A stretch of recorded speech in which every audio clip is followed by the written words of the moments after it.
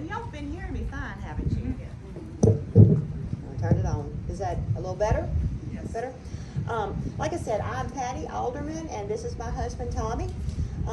We have a small farm in Mississippi, Brookhaven, Mississippi, and I guess we're considered central Mississippi. Yeah. Kind of, yeah.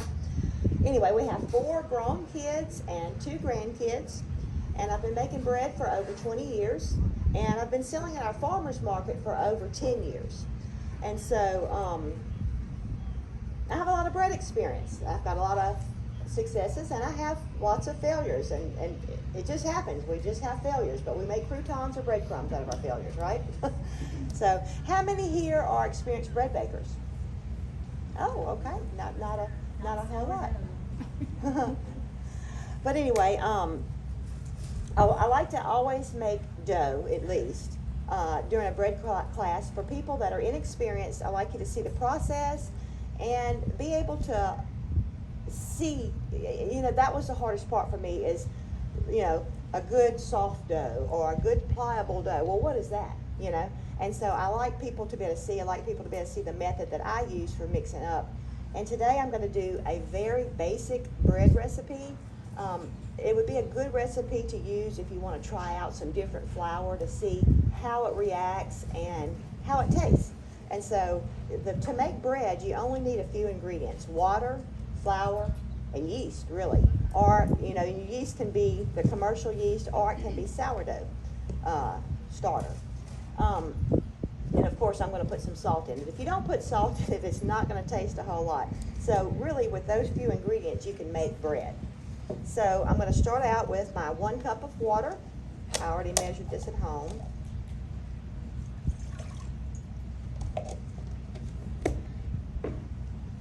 And I have measured out already 1 tablespoon of yeast and 1.5 teaspoons of salt. And we were talking before people started getting here about, letting your yeast, what was it called, bloom or proof. I don't do that normally. And I use a fork to mix I don't know, I just started using a fork. I think that's kind of weird because some people say, why do you use a fork? It just works, so that's why I use a fork. But I just will mix this up. And I do let it dissolve a little bit, but not a ton. Oh, and I want to tell y'all too, I get to talking really fast. And so, or if you don't understand something I say, please ask. And if I get to going real fast, you can just kind of slow down. So sometimes the more I go, the faster I go. So anyway. Also, she's going to hand out these recipes. Yeah, I have this recipe written down. And a couple of other ones for you. So, okay. So I'll start out. All right, that was 1 cup of water, and I'm going to add in 1 cup of flour and just get it mixed in.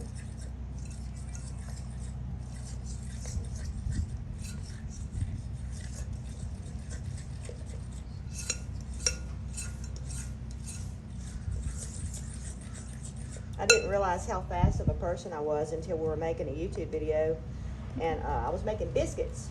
I'm going to add in about 1/2 cup of the flour now to start mixing it in. Different environments, you need more or less flour or water. It can be stiffer in some places. When I made up this bread, what is today, Saturday, Thursday? I didn't use near as much flour as I normally do, but we're like having a drought, so it makes a difference what's going on in the atmosphere of how much flour. Humidity level. Yeah, and the humidity. Yeah, we're usually high humidity, which y'all are here too, I'm sure. But further up north might not be. Now, see, I have a real sticky dough, so I'm going to go ahead and add in more flour.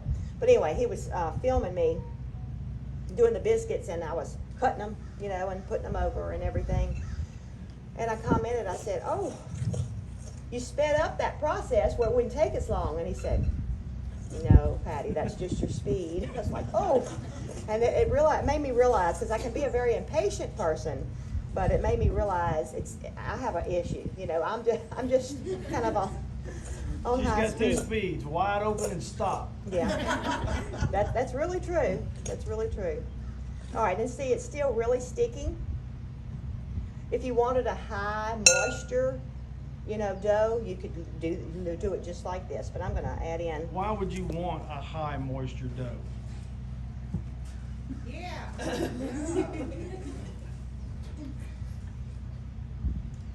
Because you get different results. I'm not a technical person. Well, I thought you had in mind that you would make certain types of things out of high moisture and certain types of things out of low moisture. They have different recipes that call for, how they do. I don't do all the weighing of the stuff. I do measuring.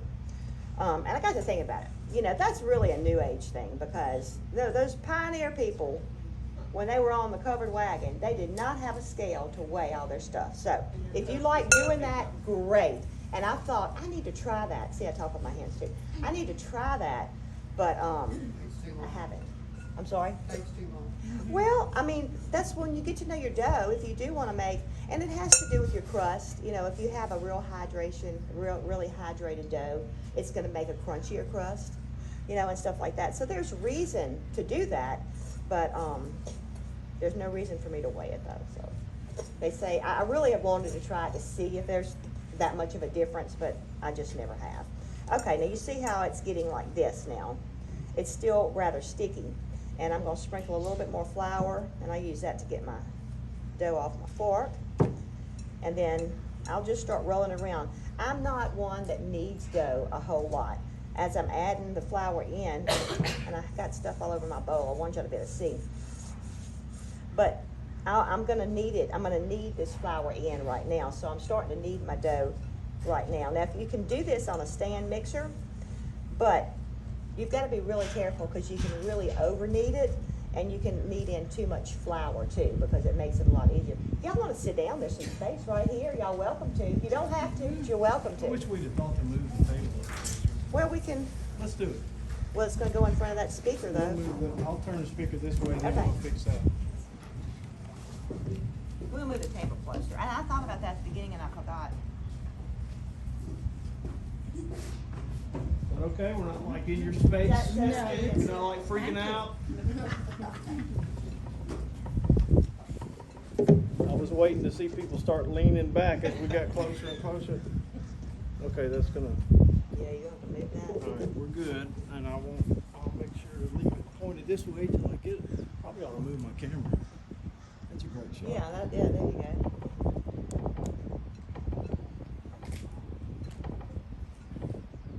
And I'm thinking I've added about 2.5 cups of flour.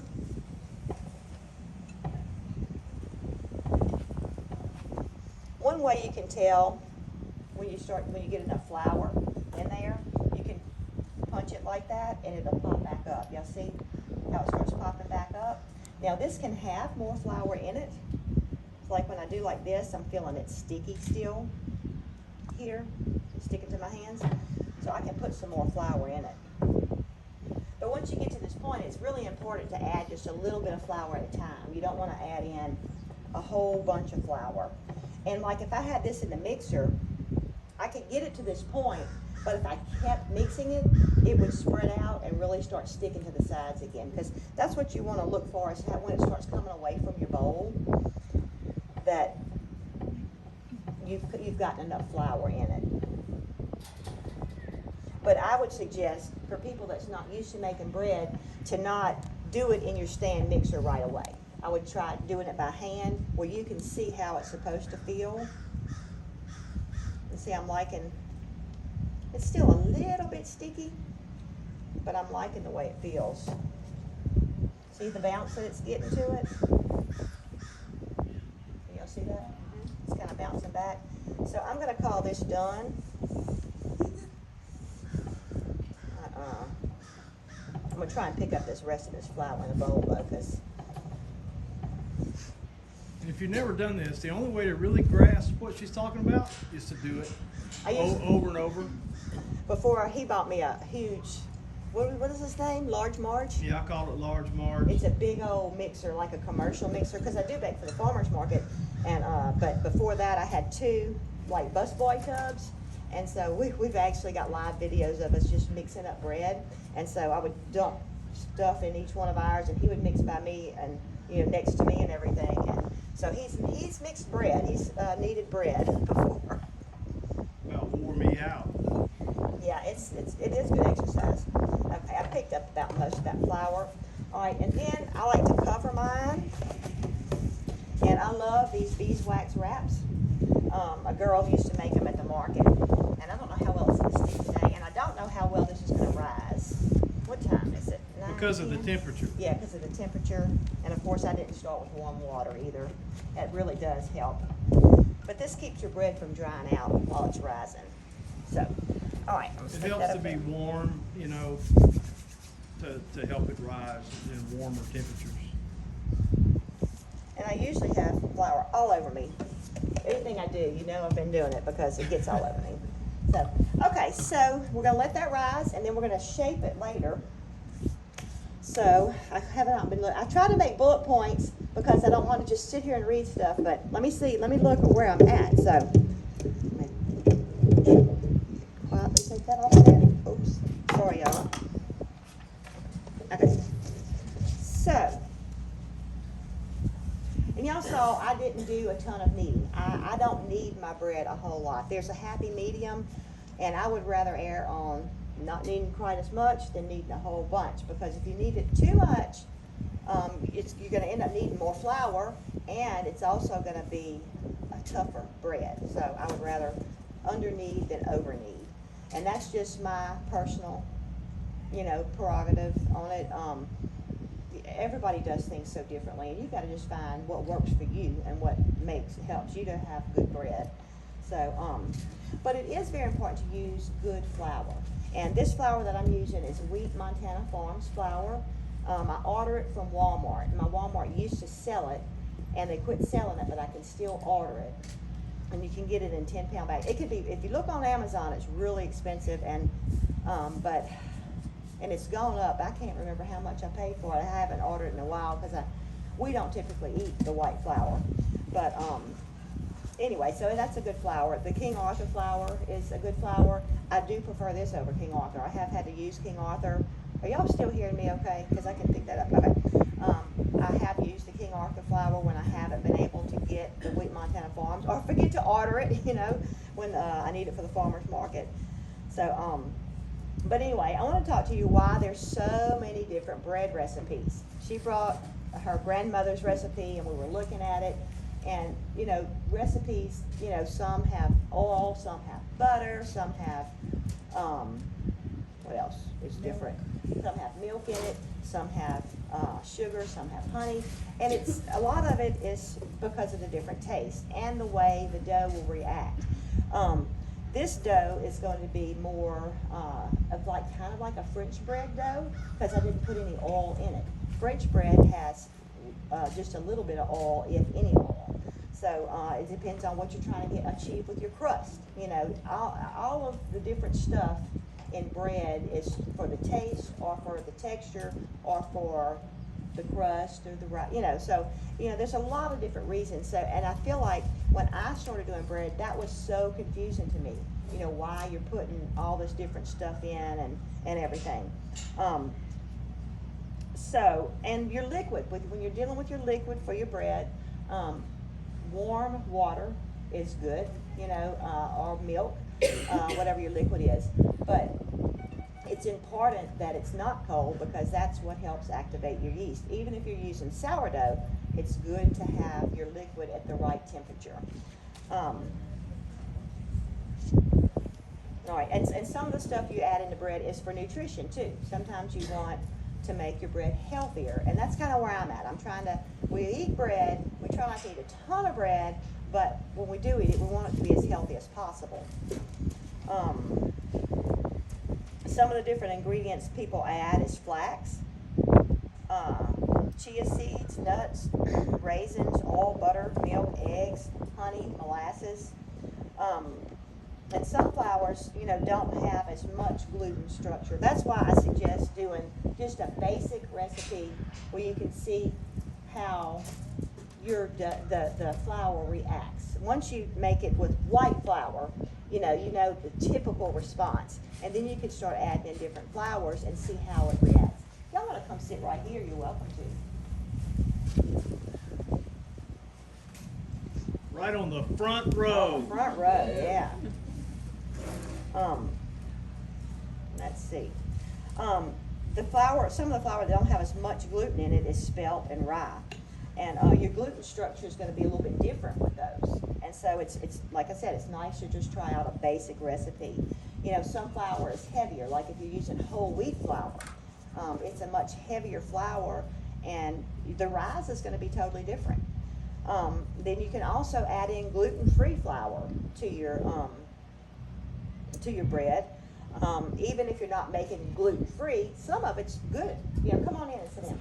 Excuse me. You know, some of it's just good for you, like, you know, oats. You know, we want to add oats to our flour, to our bread. And you can add whole oats.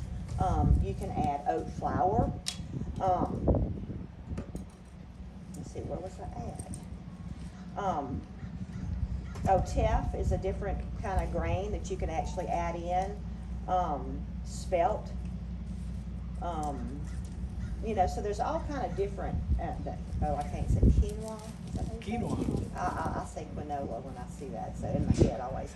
But anyway, so you know, you can make an even healthier bread by adding in, like even like if you're making a basic recipe, you take away 1 cup of the flour and mix up the flour. You can put in coconut flour. Coconut flour is a little sweeter. Almond flour is a little bit sweeter. I have a muffin recipe that I make that I try not to, I don't use any sugar in it. I use honey for sweetener, but I like you have a muffin, you want a sweet muffin, you know. But I use almond flour in it, and almond flour is just a sweeter flour, like, you know, just not the whole thing, but some of it with almond flour. So you can do that same thing with your bread, is to make it sweeter or whatever.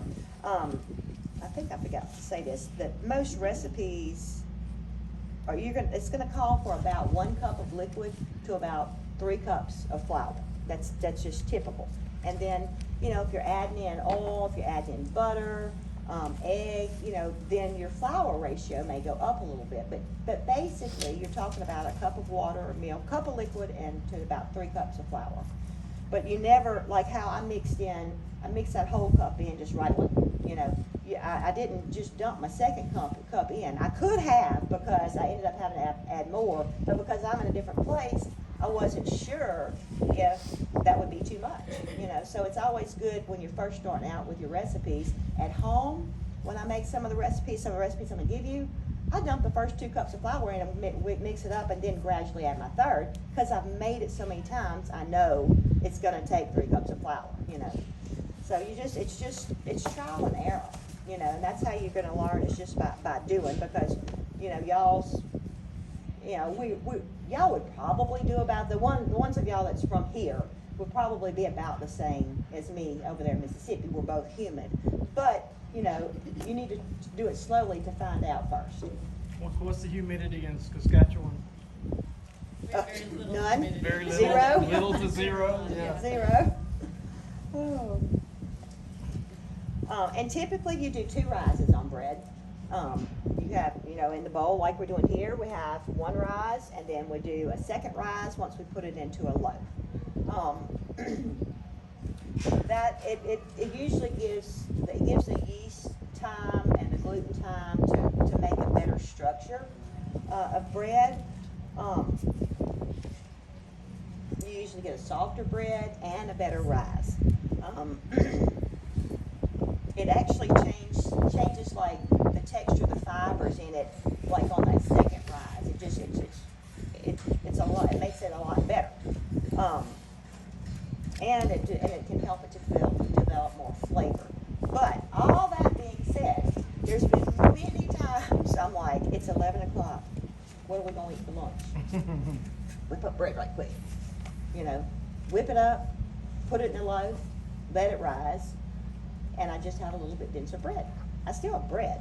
It's just, you know, I wouldn't want to sell it at the farmer's market because it's kind of packy. You know, you don't have the pretty nice high rise, but, you know, if you're determined not to buy bread at the store, then, you know, and you can make it, you know, if you make it with just 1 rise, you can make it about as quick as you could run to the store and get it. Well, for me anyway, because I have to go to town.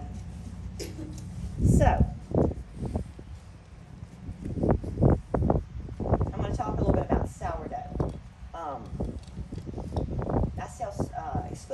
sourdough bread at our farmer's market. And I make all kind of things with the sourdough. Sourdough is the same principle. I don't suggest starting with sourdough. I suggest, just one second, I suggest getting started with a basic bread to know your texture, to know your feel of it and everything. And then if you want to do sourdough, you know, by all means do sourdough. But it's the same principle. You're going to have your liquid, but you have your sourdough starter too, which is kind of liquid. It is liquid, but it has flour in it too.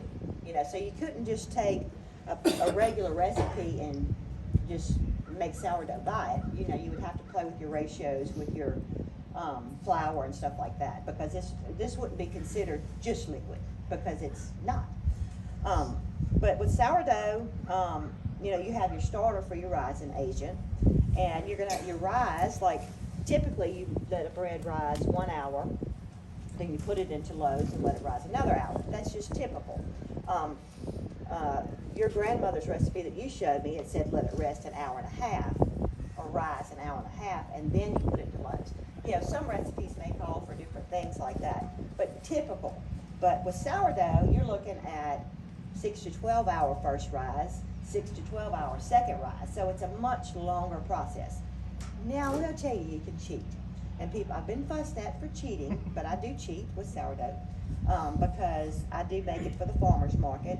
And when I make a huge batch of it, where I can have it more controlled, I put a little yeast in it. Now I put about half the amount of yeast in sourdough that I would in regular bread, because I have my sourdough starter bringing up the rise. So it's not as long of a ferment. When I make sourdough, it's about a 4 hour ferment for the first rise, and it's about 2 to 4 for the second rise. So I kind of speed it up a little bit because I'm making it for the market. And I used to do the thing with make up the dough. That's where we have a lot of videos of me and Tommy making up dough the night before. Then the next morning I put it into loaves. So, but Let me repeat that just one more time, because we get more comments. By the way, we're Alderman Farms on YouTube, and Patty's got hundreds of bread making videos and sourdough videos. And the most common comment we get is, "That ain't really sourdough. You put commercial yeast in it." Ah! Well, again, the only reason she does that is because she bakes for the farmers market, and that's a Friday market and a Tuesday market. And baking 30 loaves of bread on a schedule like that, without adding the little bit of commercial yeast, she couldn't do it. The bread wouldn't meet the schedule. So that's the only reason she does that. And we actually have a video doing a taste test with making sourdough with the little bit of commercial yeast added and without it, and it's indistinguishable. So yes, it's sourdough. Hello, sourdough has yeast in it. It has natural yeast in it. So adding a little, it's only because of the scheduling conflict. If she didn't have to meet that schedule, she wouldn't do it. She wouldn't put the extra yeast in it. So anyway. And also it oh, I forgot what I was going to say. Sorry.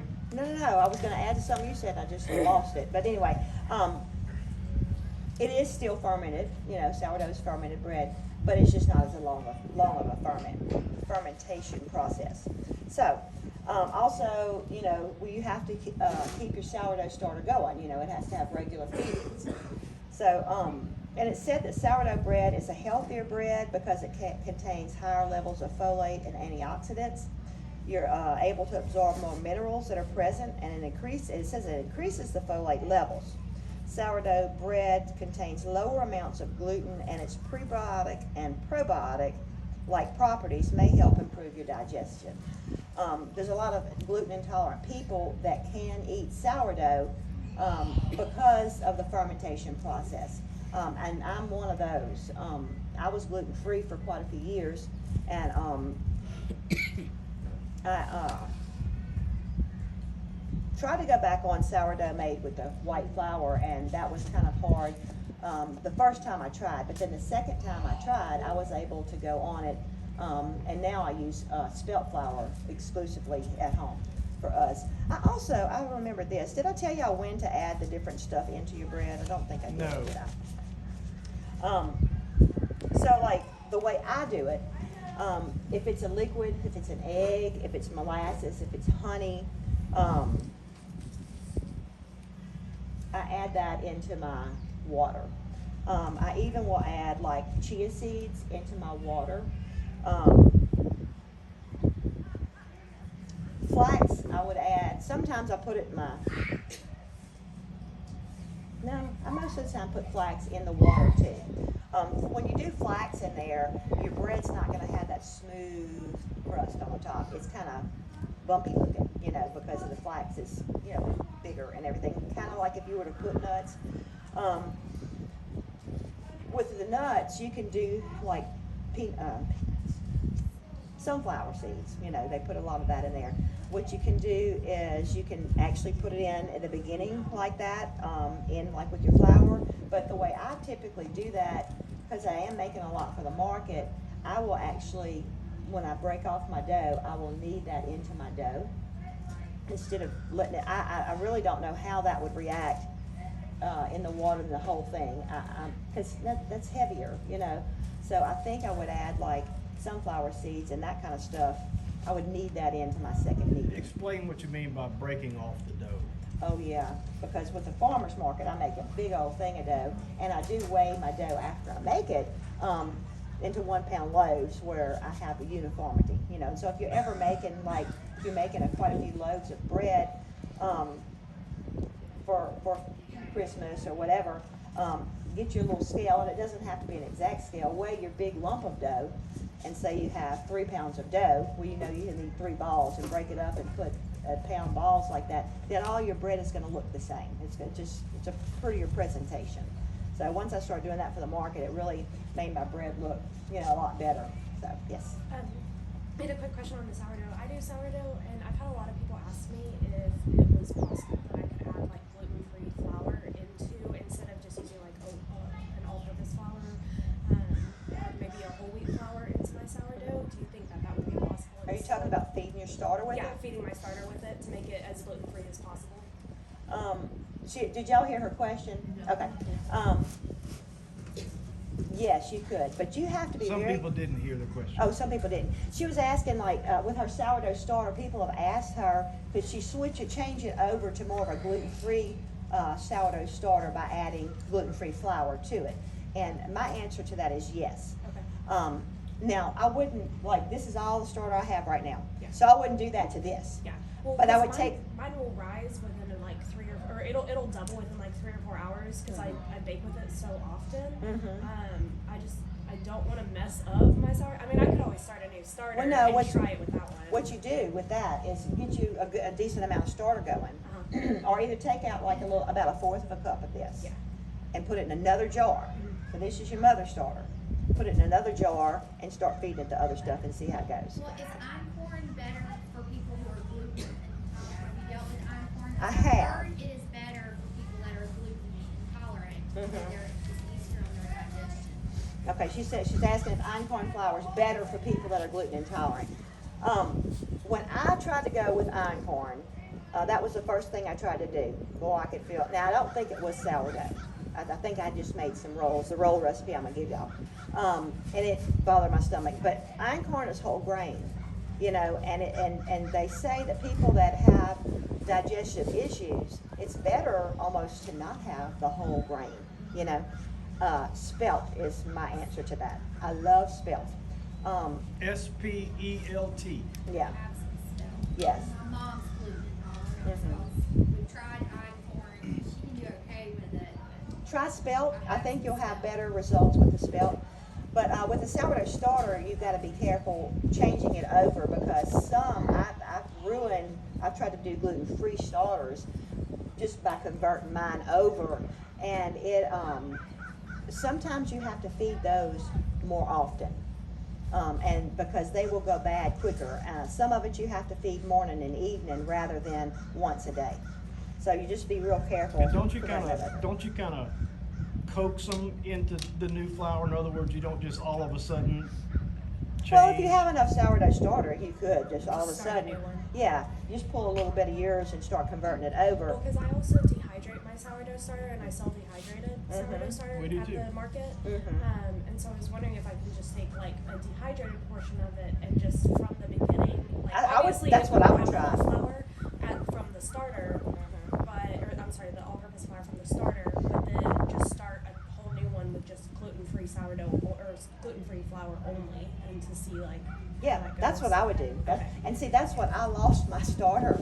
I've had it for years, but I had some dehydrated, and so that's what I just started this Tuesday. So it's finally getting some little bubbles going here, and see, it needs to be fed. It's got a little bit of, we call it hooch on the top, the little liquid. That's when you know you have to feed it. Yeah, yeah. Well, I mean, and I'm real neglectful of my sourdough starter, but you could lose it. But I was just lazy, and I saw it sitting there on the bar, and I thought, oh, I need to put that in the refrigerator. And I thought, no, because I need to make bread. I need to feed it. And I did that for quite a few days, and I got mold, and it was nasty. So I threw it away. So I had to start mine. Well, I've killed it. That- Talking about sourdough, it just, Yeah. Yeah. Now, I could have, I think I could have scraped that top. I mean, when I say I neglected it, I'm talking way too really bad. And the summer, you know, hot. We went out of you know. town once, and I almost lost mine, and I have a friend who does sourdough also, and she was like, just scrape as much off as you can from the top of your jar, everything that looks nasty, and there's got to be a little bit of good in there at the bottom. And I scraped up. I mean, there was probably like this much just sourdough that was left that was decent enough to keep. And I just started feeding it, and then it came back to life. But I mean, it was like Wow. 3 weeks that we were out of town, and I didn't even think about it. We were going. We had Yeah. a family emergency. I didn't even find a sourdough sitter. Like, I Yeah. was just like, we gotta go. Yeah, yeah. Well, and what I did with mine, I had probably, I remember my hands were yucky. Probably I had been cleaning out the refrigerator and touching yucky stuff. I thought, oh, I need to deal with this. And so I just stuck my hand in and to throw it away, you know? And when I did that, it was so pretty on the bottom, you know? And I thought, but I wouldn't, because if it would have just been my hands, you know, but it was like yucky hands, so I wasn't even trying to keep that. So I hated I did that. But anyway, so I'm getting going again. She's right there going. So anyway, so, you know, eggs, of course, you would add in to your liquid. In fact, we were talking, I kind of just throw everything together. When I start mine, I have my bowl, and I'll put my liquid, and I'll put my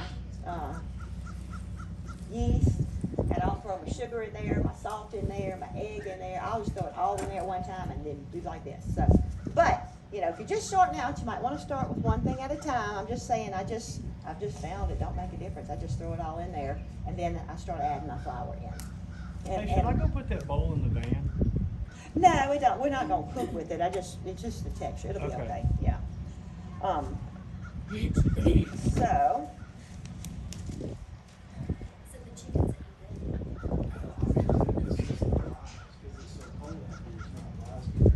Can I ask you a quick question? Yes.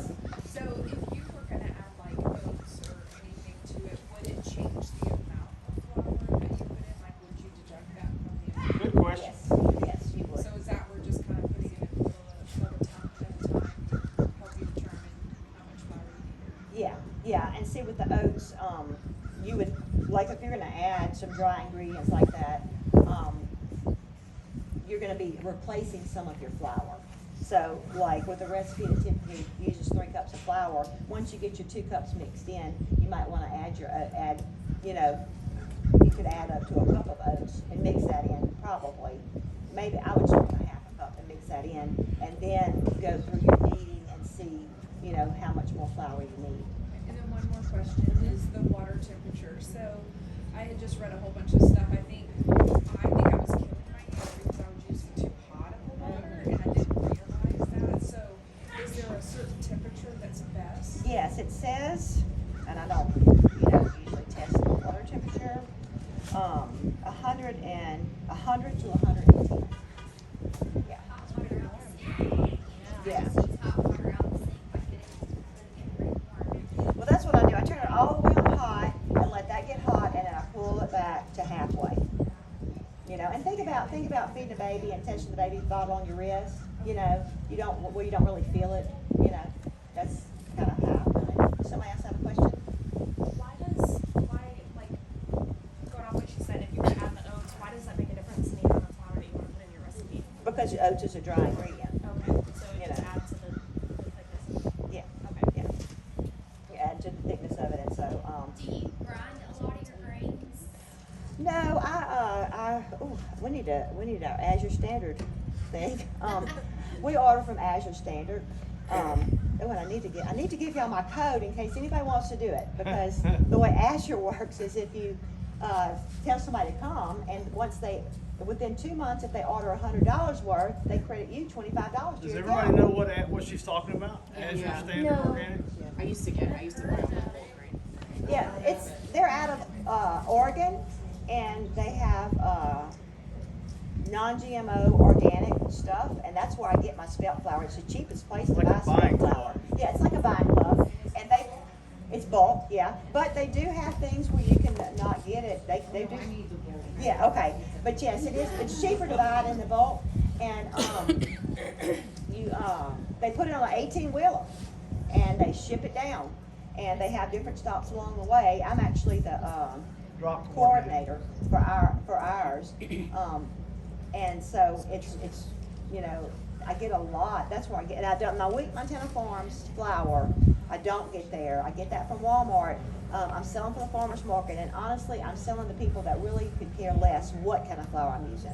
But I care because my results are better with that flour, and I do tell them what I'm using. But most of them don't care. They wouldn't care if it was just whatever flour. What drop location are you at? Southwest Mississippi.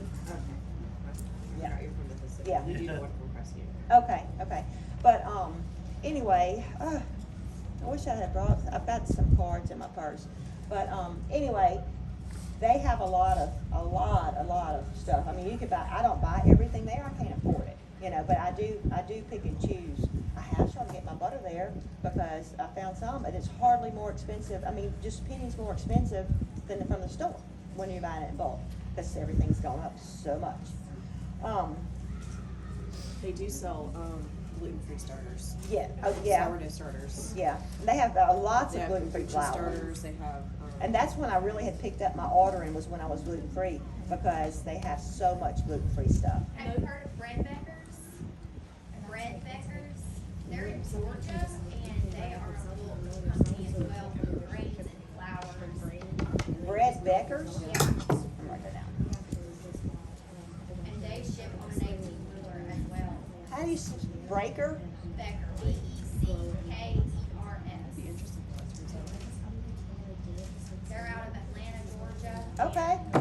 They're That might, small- and see, that might be even cheaper than buying from Azure, since they're in the South. Yeah, they're a smaller company. The husband, he drives the owner of the company. drives Really? my truck himself. Wow. Yeah, it's family owned and operated, but they have, you can get the 6-gallon buckets, Really? 50-pound bags of grain or flour, you can get the succonac, you can get honey, you can get, big bulk of oil, That's- salt, Wow. teas, coffees, all kinds of stuff. Great. I'm gonna check that out. So if y'all didn't hear, It's only got 3 of these cards, but if you can maybe take a picture of it. Bread machines, they sell all of that. well, great. And that was Bread Beckers. She was saying from Georgia. They do bulk food. So, and this is AzureStandard.com. And here is my card with my code. If you do it, please use my code. And once you join Azure, you can do the same thing. When you share Azure, and somebody buys $100 worth of stuff, they will credit your account $25. And you only get that one time. It's just to encourage you to share and for them to get more members. So, anyway. Now, this is my starter. I've been pointing to it. And like I said, I lost my other one, but this is dehydrated from that original that I had. Some recipes, when you're doing starter, have you throw it away. That always has bothered me because it's so wasteful, especially if you're using good flour, Well, any flour is more expensive now. So I came up with a no waste method, and what you do is you just start out with less. You start out with less making your starter. You don't have to start out with a cup of water and a cup of flour. You can start out with 2 tablespoons of water and 2 tablespoons of flour and just feed it like that. And so you have no waste. And you know, you're trying to catch your wild geese. I find, and you may find too, I know in the wintertime it's hard to start a starter. You know, I find that it's a lot easier in the summertime to actually start it.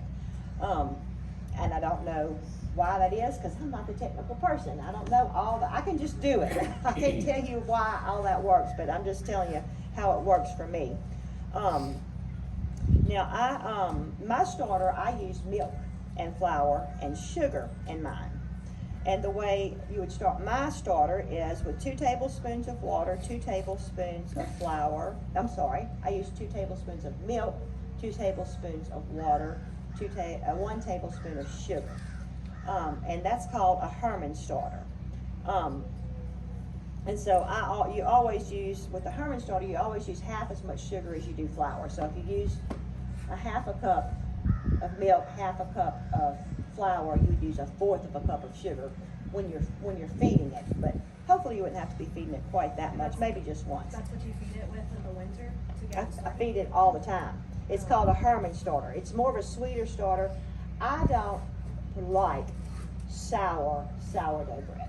I just don't like it. I didn't realize I didn't like it until we had a meetup up in Michigan, and this guy that it's a man, and he's from France, Yeah. and he can do all this kind of stuff. And I mean, he's a French chef. yeah. You know, he so- can get these big old bubble holes in this bread. It's gorgeous. And so he brought some to try. He brought rye, and I like rye. And so I tried it. And I bit a piece off of it. And I did swallow it. But I put the rest of it in my pocket because it was so sour. That's not what I wanted. And don't y'all tell nobody. If you know what I'm talking about, don't tell. They don't know that I did that. But Hello, this is going to be on YouTube. y'all don't tell him either. But anyway. Sorry, Stefan. Shush, Tommy. Anyway, so the sugar and the milk is what makes this not so sour. Now it still tastes. You can still taste that it's different than just white bread. Yeah, it's still but got it's the not a sourdough super flavor. sour starter, and that's just what I prefer. You might prefer the more sour taste, and you can do just water and flour. And just because your starter gets ready and it's bubbling up good in 2 weeks, it doesn't mean your bread is going to taste like a typical sourdough bread. It takes a little while for your starter to start tasting sour and to bring that over to your bread. And to me, the best way I can explain how it's supposed to smell when it's really good and going is like beer, like alcohol, like drinking alcohol. That's what it smells like, right? I think of beer or some kind of alcohol is the way it smells. And so that's when it's good and right. But you can make bread with it before that, and the bread's going to be still good for you and everything. It's just not going to have the typical sourdough taste. With the Herman starter, do you still add the flour? Oh yes, the Herman starter is 2 tablespoons of milk, 2 tablespoons of flour, 1 tablespoon of sugar. That's Oh, so you don't do the water, you do the. no water, just milk. Yeah, I think you said water earlier. Yeah, that's why probably I was did. confused. Well, because you know why? I'm ahead of myself on my paper. Say it You're one good, more. sorry. Say it one more time for So clarity. it's 2 tablespoons of milk, 2 tablespoons of flour, 1 tablespoon of sugar to start your starter. You would start it with that. Then the next day you would feed it the same thing, and then as your starter grows in volume, you're going to want to up the amount of your feedings. In fact, if you go to our website aldermanfarms.net, we have a free thing that you can print out that it actually is telling how to rehydrate my sourdough starter that I sell that's dehydrated. But you can, instead of adding the dehydrated sourdough starter with your water, you're just going to be you're going to be doing day 2 when you're starting the starter. It's at aldermanfarms.net/ebooks. And we've got a few it's things. free. You We've put got it a in few the things cart, for you know. sale, but we've also got some things that are free. You have to buy them, but there's no cost. You know, you have to put them in the cart and check out and all that, but they're free. Is that website on your card? No, but it's on the. I've got papers that I'm going to send out. It's on the Yeah. paper that she's going to hand out. Yeah. What was our time at? Okay. All right, so that's the secret to the no waste method. Because when you start your starter, you're starting out with a small amount and you're going to be feeding it. And by the time it's about a week to 2 weeks old, if everything's gone right, you're going to have a nice volume of starter. Now, if it does take 2 weeks, you may have to do something with about a cup of it, you know, which you can, there's lots of recipes out there with sourdough starter discard recipes. But typically it's going to be better, it's going to be ready before 2 weeks, and you can start making bread, okay? And so you shouldn't have 4 cups of starter, you know, and everything. I have one last question. Go ahead. Starter. Sorry. No, these are great Does questions. it make a difference? I've heard it makes a difference whether you use like a metal, a silicone, a wood to stir, question. to measure out with. I've heard it makes a huge difference in how your bread rises. Is that true?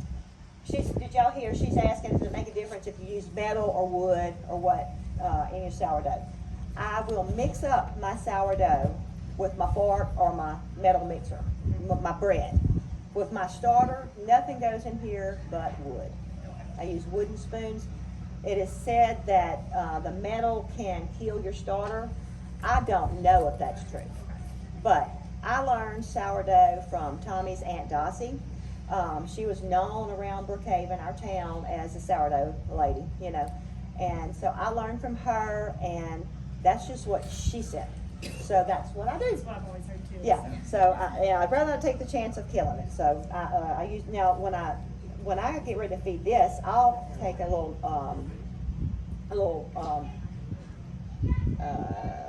Measuring cup? yes, a glass measuring cup, and I'll put my milk and my flour and my sugar, and I mix that up. And I do that with a fork. I mix that up, and then I pour it in here. Stir this with a wooden spoon. That's just the yeah. That's all I do is a wooden spoon. Let's see. I should have made bullet points because I have, you know, but I wrote a lot of stuff out too. I want to make sure I said everything. And this was started Tuesday. So you see, so I've been feeding it, what is today? Saturday? Wednesday, Thursday, Friday, Saturday. So 4 days. And I'm starting to see activity with the bubbles and everything. And so by the time, I'll have to move it to a regular quart jar. But probably in 2 to 3 days, I'll be able to make bread with this again. And, well, period. I'll be able to make bread, and that'll bring my volume back down. But let's see. As I said earlier, we use mostly spelt flour, almost exclusively spelt. And spelt can be very dry. That's where I learned about my gluten-free baking, I learned about using chia seeds, and flax and psyllium husk, because when you're doing gluten-free, it's very, very dry, and it's to get it to hold together. And so that's what with my spelt baking, I started using that, because spelt flour, it's just different too, and it can be dry. But when I use my sourdough, now this is a white starter, it's just white flour that I use in my starter, but I will take this starter and I will make my spelt sourdough bread, and it is amazing the difference it is in the texture and how long it stays fresh, and it doesn't get so crumbly. So that's another advantage of using sourdough, is it really changes the texture and the feel of your dough. And so, one thing that's challenging about sourdough is having to feed the little thing all the time. You know, it's a pain. It can be really a pain. Can you put it to bed? You can put it to bed. You can put it to bed. But when you put it to bed, say I put this to bed, I'm going to have to come back out and feed it a lot. And I'm going to end up with a lot. So, what I started doing, I'll feed this, like when we go home, I'm going to keep feeding this, and I'll make some bread and everything. But, you know, feeding this every day, I'm not going to need that much starter. And so, I'll have it in a quart jar, and I will probably do another quart jar, start another one from this one, and I'll get it to where I have a bunch of starter. And then I put it in the refrigerator. And whenever I'm thinking I'm going to need to be making bread, I'll take out 1/4 of a cup of this. I'll put it in a new jar, and I will start feeding that for a few days. Because now, once this is real active now, I wouldn't put it in the refrigerator and think I could do that with this because it's not very active.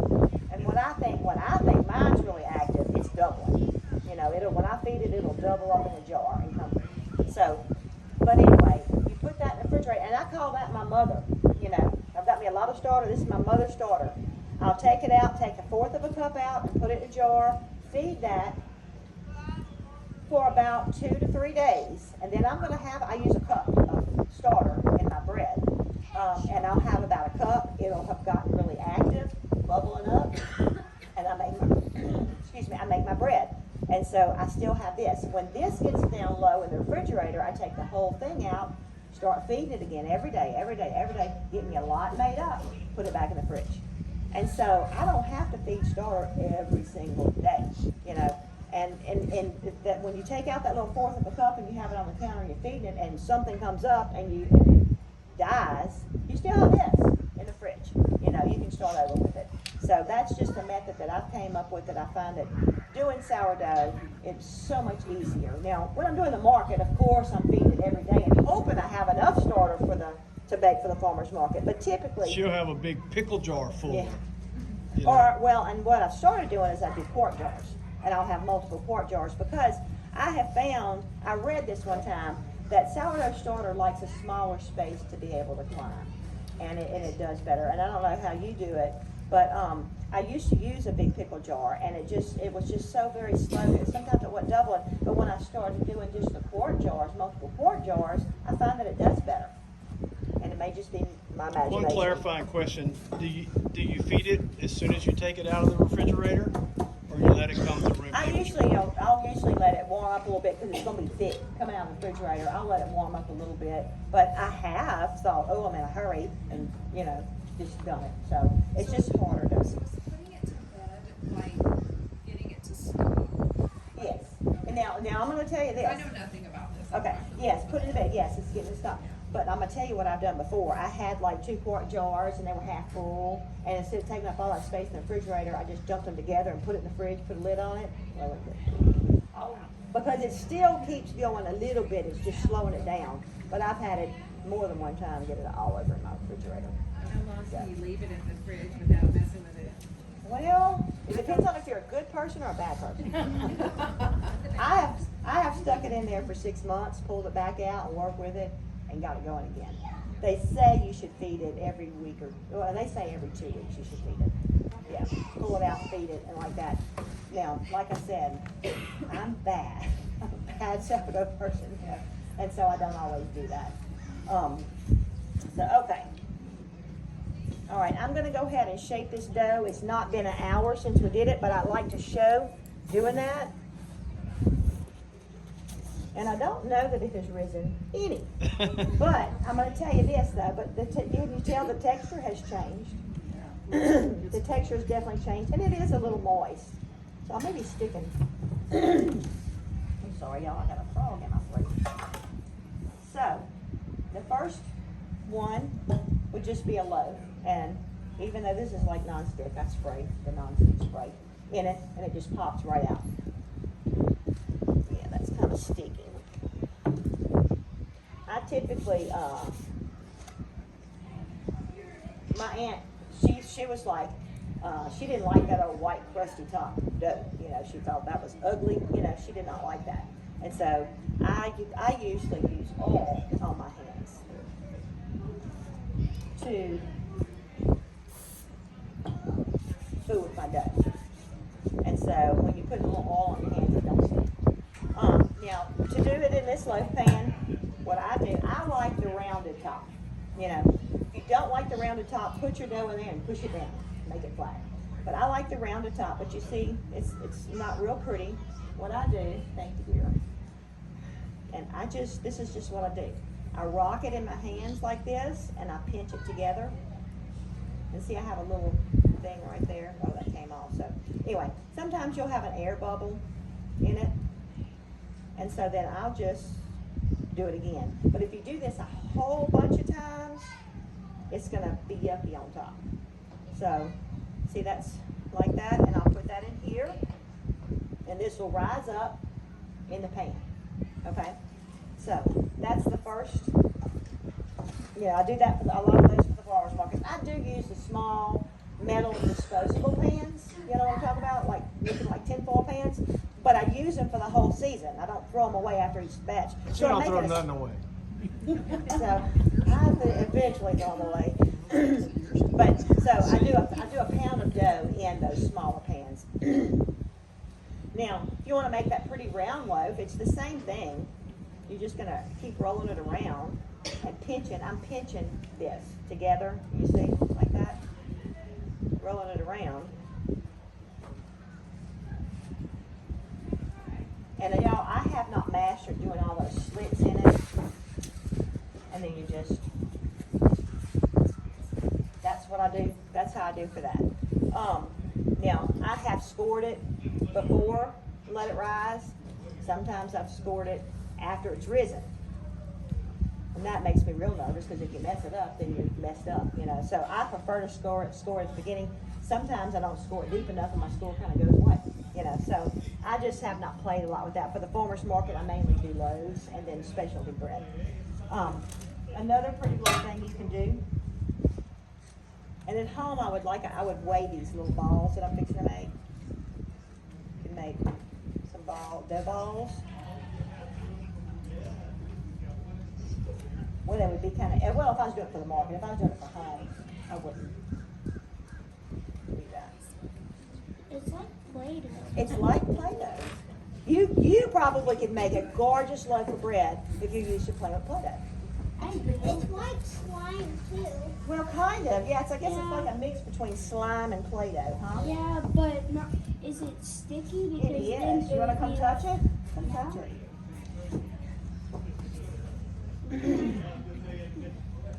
Really sticky.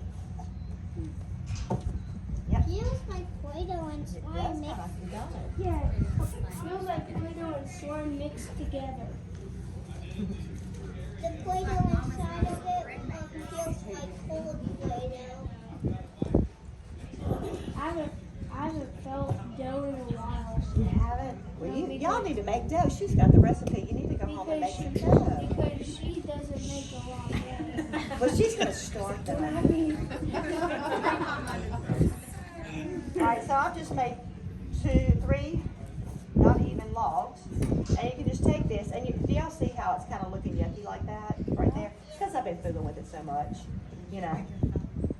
And you can just do a simple braid. oh yeah, that does look like a braid.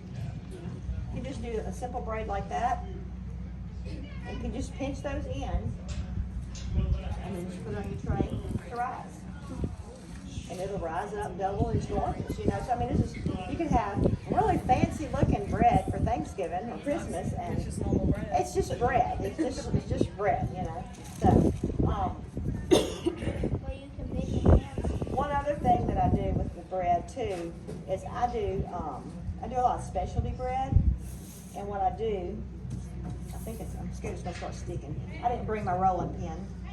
So y'all can just pretend that I've rolled this out fairly thin. Now with this, I take and I put the chopped up jalapenos that are drained on here and some cheddar cheese on here. Or, we're originally from Louisiana, so I'll chop up olives and spread that on here. Now you want it drained pretty good. And then put mozzarella cheese on here. And then you just take it, just like it was. Y'all know what a muffalata is? Yes. Yeah. Well, Oh, this is amazing. Oh my gosh. So then you just roll it up, jelly roll style. And like I said, this, you could make a whole big one out of it if you wanted to. Or, you could, I would, me personally, I would maybe make this into 2 or 3. I sell this at the market, but I use 1/4 of a pound of dough to make that. We need to talk about, I need to tell you about all the stuff I make for the market. I can make some more money. I like that idea. it looks like a burrito. It does. It does. But so let's pretend I have the jalapenos and cheese in here or the muffalata stuff. So I've rolled it up and everything. And so then I'm not going to cut it because I'm going to cut that bread with this. Then you would just cut it in half like this. And then when you turn it over, you're going to see all the little lines of the cheese and pepper peppers or olives and everything like that. And you turn it over like that, then you let that bake. And it's a neat presentation, and it's so good. I've also, for church, because those would be about as big as your hand, you know, if you use a fork kind of dough. I got all my stuff, I'll tell you. And But we got, anyway, and there are videos showing all of yeah, this yeah, I've got a lot of on our videos too. YouTube channel. But what I have done too is I've taken this and then I've cut it like they're cinnamon rolls. So they're little, look like pinwheels, Like all in pinwheels, there. yeah. And I bake them just like rolls, and they rise up. And so I brought those to church, and they're a hit. They're a hit at church because they're different. But I mean, it's just one little step. Value added though for farmers market. It's value added, so you end up charging a lot more for that. So anyway, so that is that. The great part is, these recipes are so easy that anybody can do it, but nobody wants to. That's do it, right. So that's why you end up making the money on it. Right, They right. want the fresh bread, but they don't want to do the work to make the fresh bread. Right. So they're like, I'll just pay somebody else to do it. Pay me. Yeah, that's right, that's right. Now, I want to show you, this is my sourdough, my easy sourdough start to finish. It's updated and expanded. I have a couple of my little paper books that was originally this, but we expanded it and it's to this. This is just an ebook, but we have 50% off of it for the conference. And it just has all my different recipes, a lot of the recipes that I make for the farmers market and stuff like that. A little thing dedicated to Aunt Dossie, that's the lady that taught me. And just how to make a starter, and I got how to rehydrate my starter, just all kind of recipes. So you're welcome to thumb through this to see if you're interested in this. And it's regularly $19.99, it's $9.99. Whatever half of that is, I don't do Half math. that. So if y'all wanted to thumb through this, you're welcome to. And I have some papers here. Got loud. Y'all wanna? So we can purchase that online? Yes, ma'am. And there's the discount code is on this piece of Okay. paper and the address to find it. Yeah. The discount code for the book is in red at the top of the paper. Oh, we should give me one. Gulf 22 is the discount code, and it doesn't expire. So, and feel free, you can share it with your friends, because Yes, yes. share the discount code with friends if you want to. Yeah, and think about it too. It would be a nice Christmas gift for somebody that wants to, you know, make sourdough or whatever. And also, what was I going to say? I was gonna say something about that. All right. But anyway, so I on this page, everybody's got one. I've got the recipe for basic bread, which is what we did here. Then I have my rolls, hamburger buns, hot dog buns, cinnamon roll. You could do all of that with the next dough that's on here. And this is my favorite. This is a go-to recipe. I even will just do this like, it's just Tommy and I at home now, and so it can make up to 18 rolls. But what I'll do is I may make us a few rolls to go with something, but then I make me some hot dog buns, and then I make me some hamburger buns, or if I'm wanting something sweet, I'll just pat out a little bit of it and do the cinnamon rolls. So, you know, so this is a very versatile recipe. Is there a kind of yeast that you prefer? I buy my yeast at Sam's in bulk. And it's Fleischmann's or something. Yeah. stuff like Bread that. Bakers has a bulk bag of yeast. Oh, really? Yes. Bread Bakers. Yeah, K-E-C-K-E-R-S. But they have, I guess, like a pound or two. It's a big bag. It's baked a lot. Right, right. Well, and I keep my yeast in the freezer all the time, you know, where it stays fresh. You know, even when I'm doing the market, I keep it in the freezer. And it's pull it out, and it's cold, and I'm adding it to the warm water, but it works. So, I want you to notice with the rolls and hamburger bun recipe, it's got an egg in there. It's a nice soft dough. Oh, and let me tell you what I just did. I had a painting class last Saturday at the house, and I want to do sandwiches. And so I made this recipe, and I made it into the two of the round loaves like that, and I pushed it down because I knew it was going to rise up, and it made two nice round things, and it would be perfect for muffaladas. But I wish I would have done it into three and made them a little flatter, because it was pretty tall, and I would just cut it in half and made a sandwich. I don't like a ton of bread, so I would have rather it to not have so much bread. But it was super soft, and they were like, "This bread is so soft," but it was fine. But, and then the other bread recipe on the back is just my normal white bread recipe that, that you could take and convert over to like half whole wheat if you wanted to. I do have one question for like the normal white bread, Uh-huh. like not using sourdough or anything. What do you do to make it not so crumbly? Because I have not figured out how to make it not so crumbly when I start cutting into it. I don't find this recipe is very crumbly, but what I would do, just be really careful of how much flour you're adding into it. And do you have oil in that, in that? Yes. Okay, because and I also, I've done a little research and it says, never switch from oil to butter or sugar to honey. Yes, definitely. Make your bread as healthy as you want it. If it calls for sugar, like these do, because like my hamburger, the hot dog, or that one, it calls for sugar. I don't usually put sugar, I put honey, or you can even omit the sugar and just not have it at all. But it does add to the flavor. But What about using stevia instead of sugar? you could do that. Now, but the only thing when you're changing liquids or dry ingredients, it's going to be a little bit different on how much flour you're going to add. This roll recipe is not going to be as stiff a dough as this. It's a little, it's kind of about like this. This should have been a little bit stiffer. But, it's a soft bread. So it's a very, very effective. On white bread, I find that I add my first 2 cups and I let the dough rest for maybe 20 minutes to absorb all that liquid, and then I add the additional the other cup slowly until you get the consistency, because sometimes depending on the humidity and how the stars are aligned and the gluten content of the flour that you're using, sometimes you're using too much flour to water. Does that make sense? And I have to do the same thing with ancient grains too. You can't just add the same ratios with ancient grains. You have to kind of You gotta go a little bit at a time. A little bit at a time. Excuse me, Yes. Red Becker's had some supply problems with them because of the wheat supply. With the wheat supply. Getting smaller. As your standard had supply difficulties. They have had some stuff out of stock. I had a hard time at one point getting spelt. So then I started ordering me some spelt berries because I do have a grinder because I thought I want to have my flour. What I like about the spelt flour there too is they have unifying and they have ultra unifying. The ultra unifying it looks like white flour. It's really, really fine. But they don't seem like they're having so much of a supply problem now. And I don't know if it was really their supply problem or that so many more people started ordering. With our drop, we're getting 2 to 5 new members every month, every single month. So it's just crazy. I did bring some sourdough starters. Before you do that, would you tell them about the flatbread? Oh yeah, I didn't bring them the recipe though. That might be mad at me.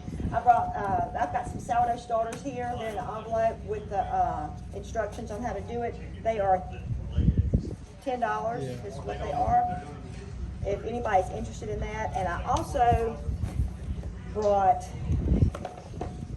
the original sourdough start to finish. We printed some out, but this is updated. These are 5. These are 10 with the discount code GUF22. And so, the flatbread. That's really one of our favorite breads. My favorite, for sure. Yeah. And let's see, let me see, I can tell you how to do this flatbread recipe. It's the same as the basic bread. It's the same as this, but you're gonna add much less flour. And I mix it, this is what I mix it in at home. I mix it in this, and it's more of a batter.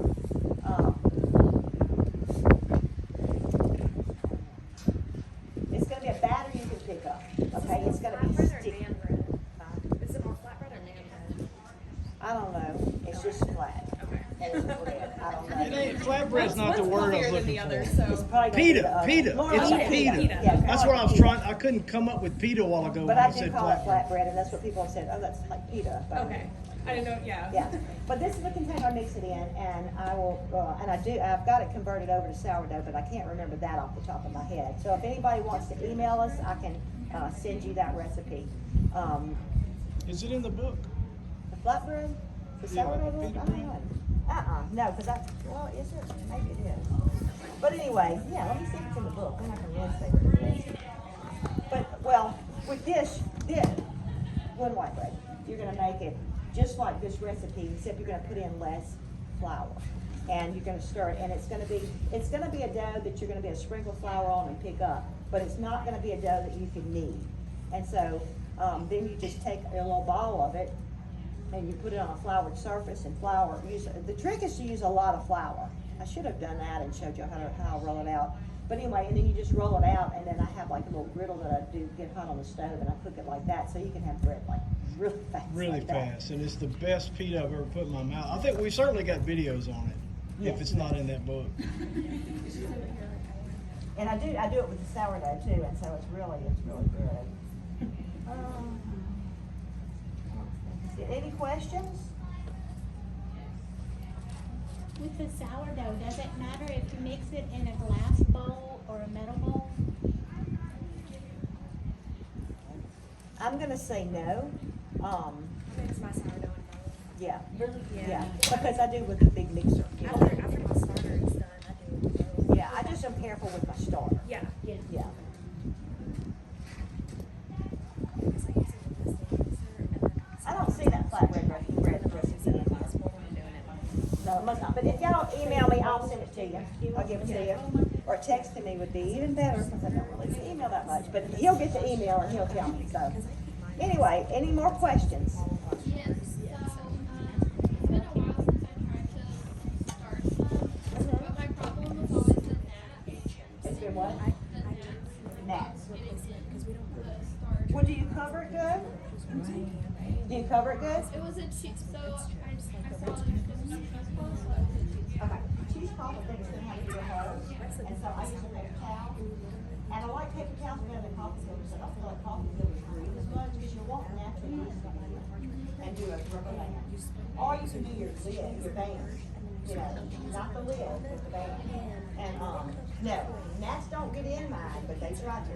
Everybody has gnats, I think, when they do sourdough. They live in a warm climate anyway. Anything else? Could you talk about covering it again, because I couldn't pick that up over there. Oh, okay. With your sourdough starter, you always want to cover it with a paper towel with a rubber band to keep it tight, to keep the little gnats out of it. So, okay, y'all. Well, y'all don't have any more questions? Oh, no, I forgot. I brought this bread. Do y'all want to taste the bread? This is, the bread that I made is this recipe, except this is the white.